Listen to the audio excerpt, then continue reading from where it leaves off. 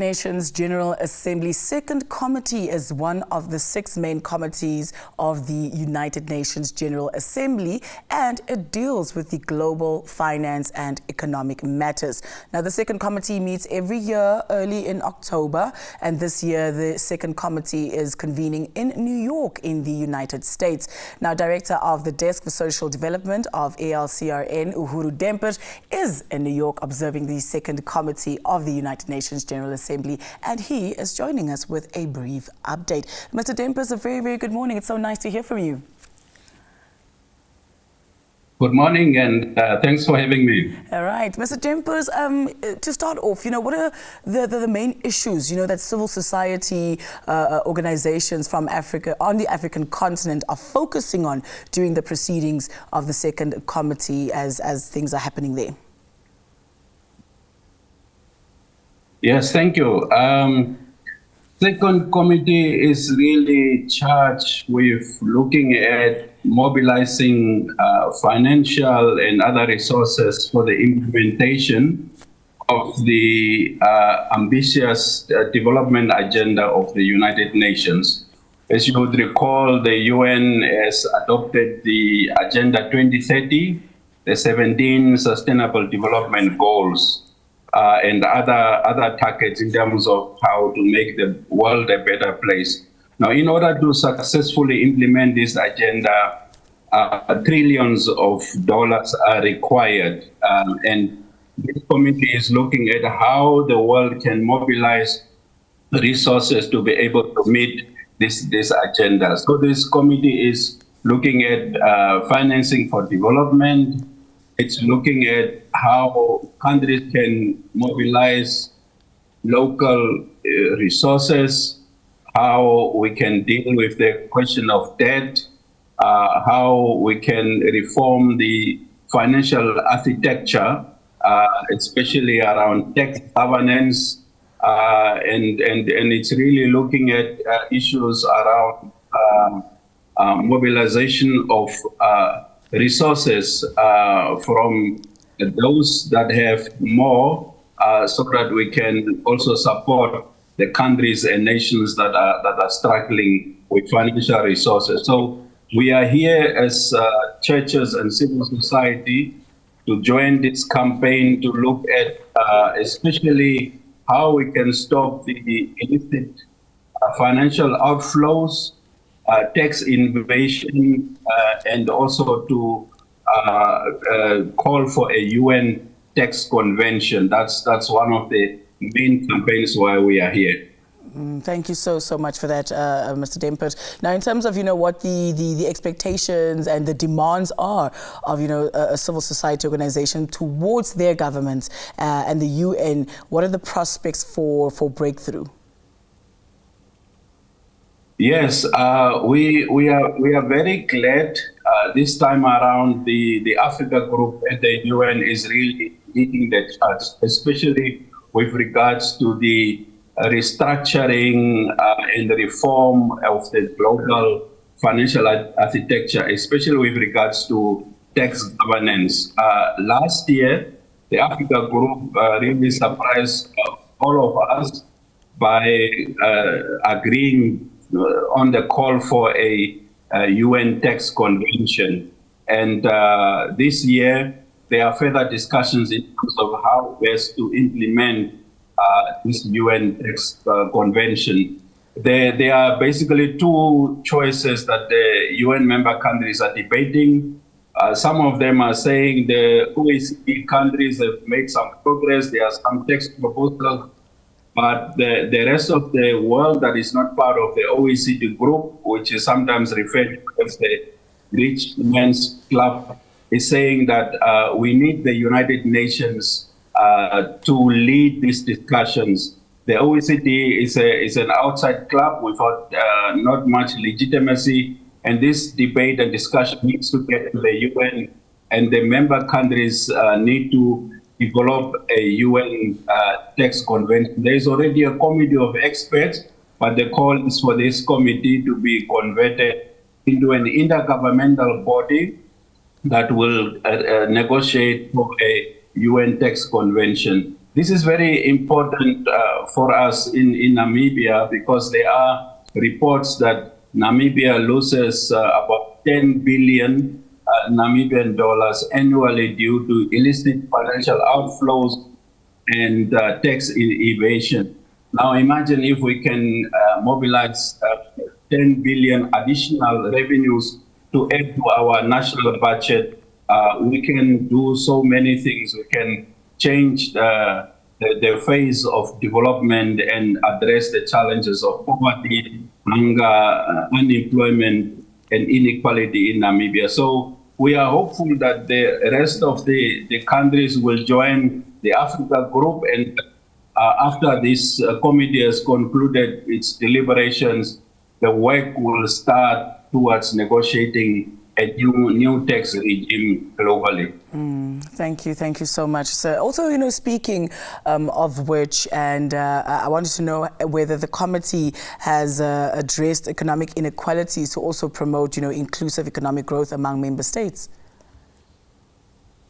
Yes, there has been a number of presentations that has been made by some global economic experts and academics. I was also proud to sit in and listen twice this week when the Namibian Permanent Mission to the UN made the statement and was highlighting the inequalities in Namibia, the fact that Namibia is one of the most unequal countries in the world, and that we are really looking at ways to lessen this income gap. There's been suggestions about how the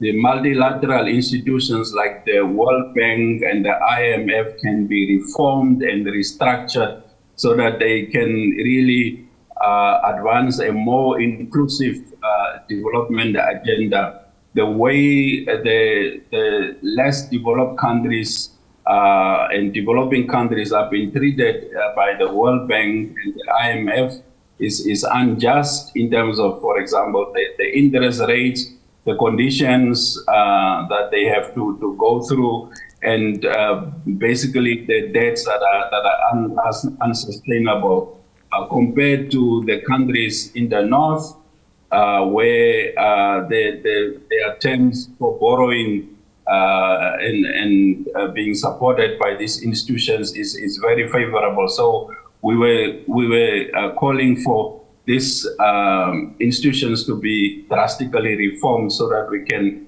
have a fairer system that is representative and that is inclusive.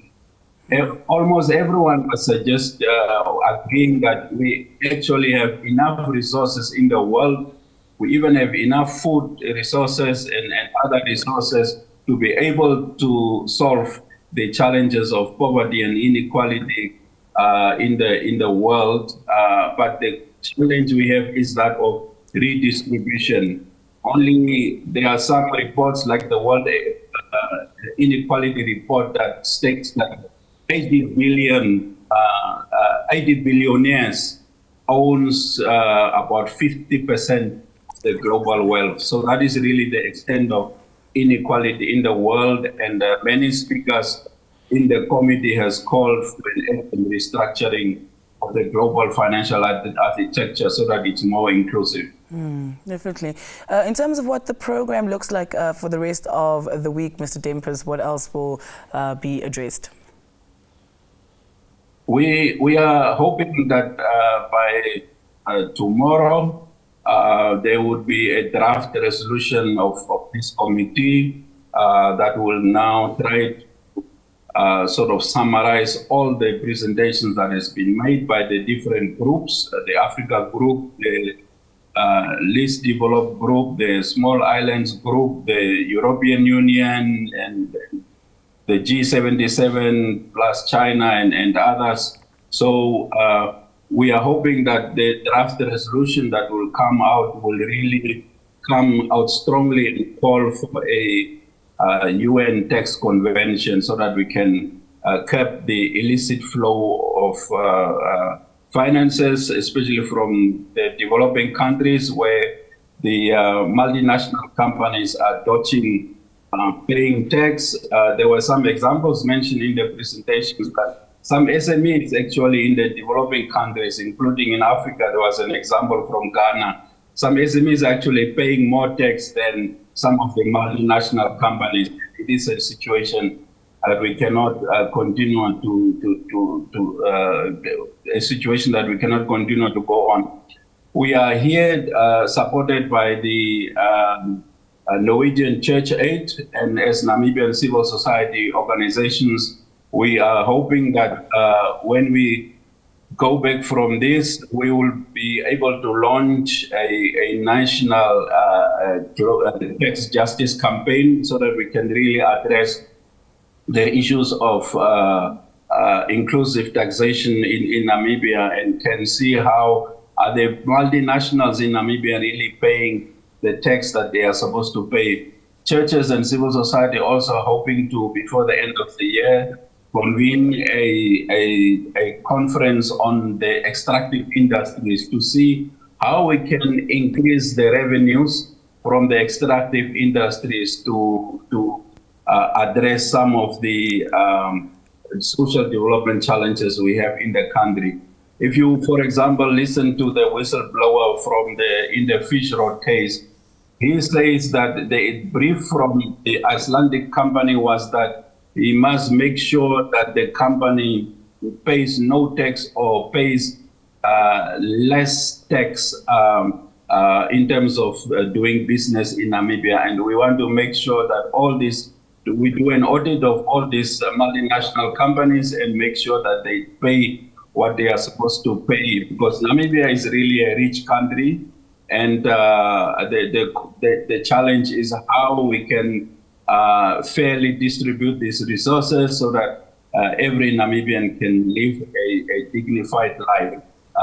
We've also recently sent one of our colleagues, Pastor James Fredericks, to the Tax Justice Coalition in Kenya, where he underwent the training in terms of tax justice. So we are really building our capacity on this topic so that we can launch a well-informed and well-grounded national campaign for tax justice. Thank you so much, Mr. Dempers. We really look forward to that upon your return and, the work and so on. We thank you so much for your time, and thank you for speaking with us.